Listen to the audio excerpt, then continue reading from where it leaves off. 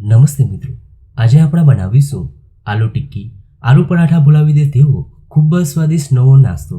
સ્વાદ એવો કે અઠવાડિયામાં 3 વાર બનાવશું. તો વિડીયો ગમે તો લાઈક કરજો અને ચેનલને સબસ્ક્રાઇબ કરવાનું ભૂલતા નહીં. તો ચાલો હવે બનાવીએ. એક જારમાં ઉમેરીશું 2 બાફેલા બટેટા, સાથે અડધો કપ પૌવા. તો અહીંયા મેં પૌવાને સાફ પાણીથી ધોઈ લઈ લીધા છે. સાથે 1/4 કપ બેસન, અડધો કપ ચોખાનો લોટ અને 1 કપ પાણી ઉમેરી બધી જ સામગ્રીઓને સ્મૂથ પીસી લઈએ.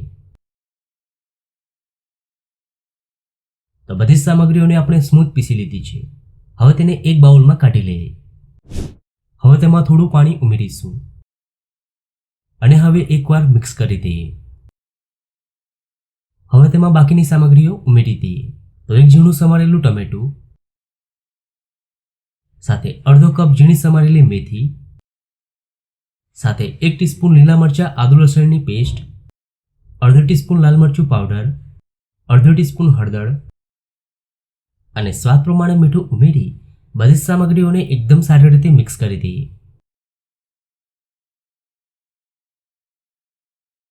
હવે તેમાં આપણે વઘાર ઉમેરીશું જેથી નાસ્તો ખાવામાં વધુ સ્વાદિષ્ટ લાગશે. તો અહીંયા મેં 2 ટીસ્પૂન તેલને ગરમ કરી તેમાં અડધો ટીસ્પૂન રાઈ, અડધો ટીસ્પૂન જીરું અને થોડા મીઠા લીમડાના પાન ઉમેરી વઘાર કરી લીધો છે.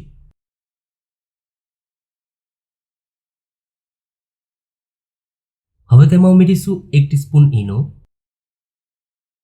અને હવે એકદમ સારી રીતે મિક્સ કરી દઈએ. તો નાસ્તા માટેનું બેટર તૈયાર છે. પેનમાં ઉમેરીશું થોડું તેલ. હવે તેમાં 1 મોટી ચમચી જેટલું બેટર ઉમેરી દઈએ અને હવે કવર કરી 1 મિનિટ કૂક કરી લઈએ. હવે 1 મિનિટ પછી તેની સાઈડ ચેન્જ કરી દઈએ અને બીજી સાઈડ પણ સારી રીતે કૂક કરી લઈએ.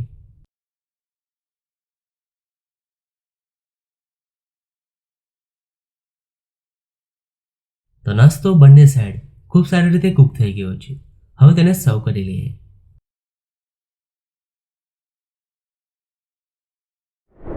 તો આલુ ટિક્કી, આલુ પરાઠા ભૂલાવી દે તેવો એકદમ ટેસ્ટી નાસ્તો બનીને તૈયાર છે. તમે જોઈ શકો છો ખૂબ જ સરસ નાસ્તો બન્યો છે. તો તમને આ નાસ્તાની રેસીપી કેવી લાગી?